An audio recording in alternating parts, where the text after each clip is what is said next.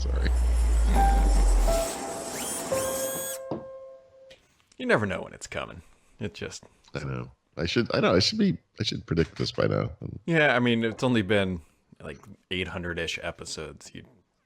Maybe by 900 you'll have the cadence. Yep. But, here we are. Yeah, whatever.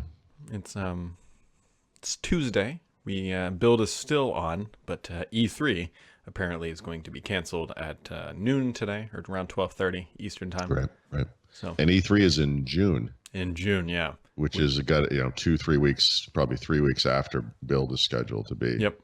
It's right around the time Los of Angeles. WWDC as well, because WWDC is usually June something or other, like early June, right? Yep. Does that make sense? I don't know I think we talked about this. Like an Apple virtual event is weird because I think those guys platform are they rely going on to use? the house crowd. Yeah. Maybe Yeah, they can use GoToMeeting and just... Right. Okay. They'll use Zoom or something. It's just a giant... I don't know why it's not working. Can everybody please mute their mics? It would be great. No, actually, don't mute your mics. We need to hear your applause. We need to hear them. It's central. Yeah. To our presentation style. So we've got that going on. I can't imagine Microsoft's going to be hosting Build or whatnot. Like at this point, I know it's still kind of out there. Like we're in March, and that's in May, and it could all clear up, and we could all just not have to take Robitussin for the rest of our life. But like, there's a lot of people. I've gotten a lot of questions saying, "Hey, should I buy a Build ticket?" I was like, "Yeah, like." I don't recommend it this year, and it's sad because it's my favorite show. Yeah, the more serious part, I guess serious if you want, is I would honestly expect that if Microsoft cancels Build, they would refund that money. I would more than likely, of course, right? But the airlines absolutely won't. You can buy that ticket. Well, it depends. I mean, I'm starting to get emails from airlines. I mean, although I don't know if you've probably seen something similar. A lot of it applies to new bookings, and I don't know. Hotel airlines is going to be tough. It's going to be a case by case. Airline is almost always the lowest common hanging denominator fruit. I really screwed that up.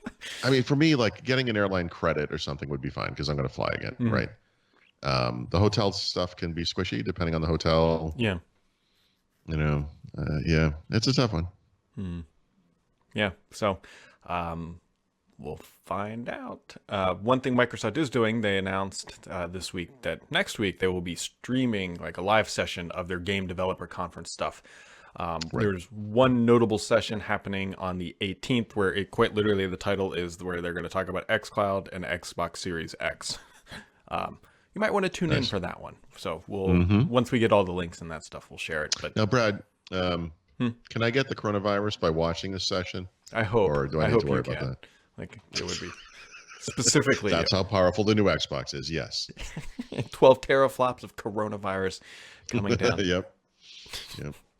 Fastest delivery of a virus ever. Someone just goes up and coughs on like the camera, and we all get infected. It's a great time. Someday we're gonna regret making fun of this. Anyway. Yeah. Oh, yes, we will. When I die next week of coronavirus, you as fluid builds up in my lungs, I'll be thinking, there's some justice to this. Yeah, it's like if all the people who deserved it. Pains me to admit it. Like, I'm not denying that one. Yeah. You get up to the pearly gates, and St. Peter's like, we delivered that one hand to you. There was an angel came down, and just coughed on your mail. Just an old guy shaking his head slowly, like, why? Actually, if we ended up in heaven, they'd be like, "Why are you guys here?" Anyway, no, I'm sure there's like a giant lever they can just express track to hell. Just the floor. Surprised the gaping maw of hell has not opened up behind me already, but whatever. Yeah. Speaking of gaping mob of hell, there's going to be a Google live stream of their gaming summit stuff, which I'm sure is all Stadia related. Which going.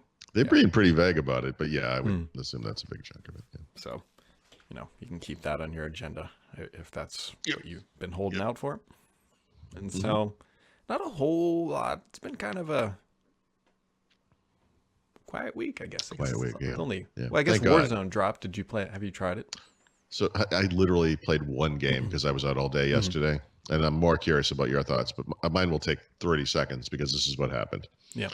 I floated down to the island and with the parachute thing. Mhm. I looked at the island from above, and I can't verify that these are locations from previous maps, but they look like them. Like there was a rail, train station part of it, which is what I headed to see if that was similar to it was a Modern Warfare 2 map, maybe. Landed, ran with my pistol toward a guy, got killed by a guy behind me, went to the gulag, got killed immediately by a grenade, and then I decided to quit. so yeah, it was a great outing. How has it been for you? I quite like it so far. We'll see. Now, the one thing that you just pointed out, the map is massive, like huge, like ridiculously huge. And so one of the challenges is like what Paul was just talking about, where there's like those nostalgia centers because those were like maps. Like for example, there's Terminal, there's also News Center or whatever. You realize how small those maps are because you walk and you're like, oh yeah, this is when they're part of a bigger. Yeah, like you're like, this is tiny. Like the gunplay and gameplay feels exactly like Call of Duty Modern Warfare, just online. It just feels like that. It's kind of fun. That's fine. It's definitely different and takes some time to get used to. I really do not like the parachuting in the game. Interesting. I really don't. Like PUBG was better, and Apex Legends does it better. And so the one thing that you need to keep in mind, Paul, that would probably make it maybe somewhat better for you is you need $6,000 in the game. Okay. Because what happens then is once you get $6,000, you can go to like this little shopping center thing. So it's look like a shopping cart icon, and you can do, it's called like a player drop or whatever it's called. And effectively what that does is gives you access to all your loadouts that you created for just normal. Okay. So basically what you got to do is just survive until you get $6,000, and then you call that in, then you get all your normal weapons, and then you can just run around and have some fun. So I did run over a guy in a truck. It was about as much fun as you think running a guy over in a truck. So we'll see. Pretty good. How GTA of you? It kind of feels like GTA actually. Like the driving is not very like realistic. Like you're driving this huge truck, and it feels like it's a nimble sports car, and it's like, like really. It's all right. That's okay. It's okay. So I tried to kill a guy with helicopter blade, the blade of the helicopter. I couldn't quite figure out if that's possible. I tried. I gave it my best, and then I exploded. And oh man.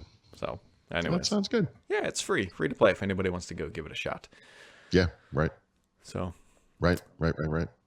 Yeah. I mean, that's kind of really about it, unless you really want to hear how I'm putting polyurethane on some butcher block, because that's what I'm doing. And this is for like a counter service? So what I'm doing is slight change of plan. So we have 2 columns. And my original plan was to get a butcher block countertop and mount it between the 2 columns. And just have a suspended bar, like no legs, nothing, and then just put bar top seating up there. Yeah. So I'm getting a little nervous that the bar top is really heavy. It's like 90 pounds, which is, I mean, if it was granite, it'd be even heavier. But my concern here is that if I suspend it just from the ends, I would love to tell you that if I told my daughter to never climb on this thing, she wouldn't. She would listen to you, yeah. But I can very much see her like literally standing on the center of this thing, jumping up and down. So I'm like, So what I'm actually going to do is build it rustic style, Paul throughout. So what I've done is what does that mean? I bought it's a 8-foot, it's 92 inches, I think actually, but we cut it down. An 8-foot butcher block countertop from Home Depot. I ripped it so it's only about 18 inches wide. And then I'm taking, so you have one sheet that's 18 inches and then like that scrap piece that's left over.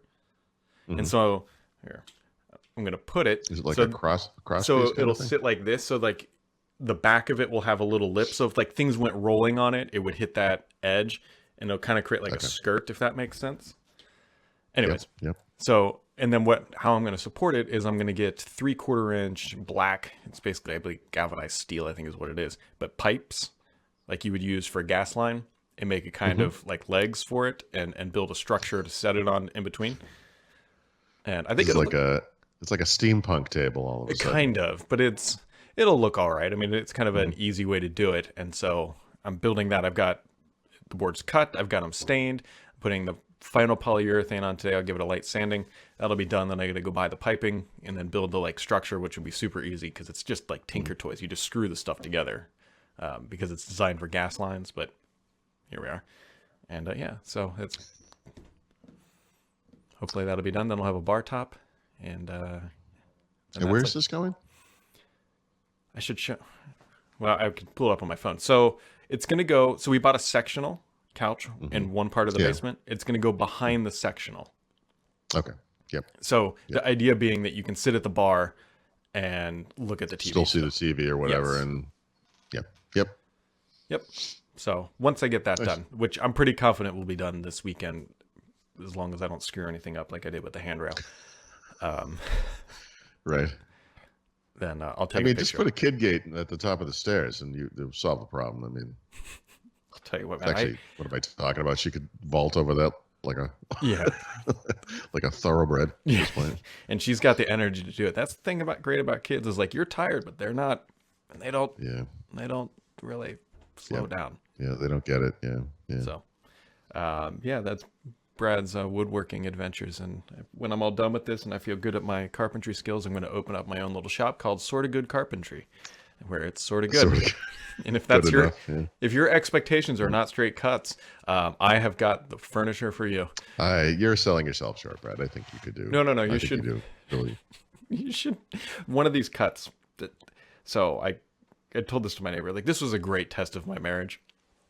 So I bought this butcher block. And what I needed to do was to rip it to 18 inches, which for those who aren't familiar with ripping, it means you just cut down the lengthwise of it to make a wide board slightly less wide.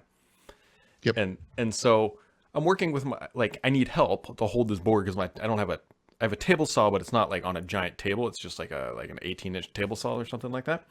And so I need my wife to hold the hanging off end. And so I'm trying to get this thing to cut straight. I'm trying to tell my wife which way you need to go, because while you'd think it's easy, you just push it through. It's not, because that board was so heavy, it binds on the blade. And when she got done, she's like, I don't think I'm going to help you cut anymore. Wow.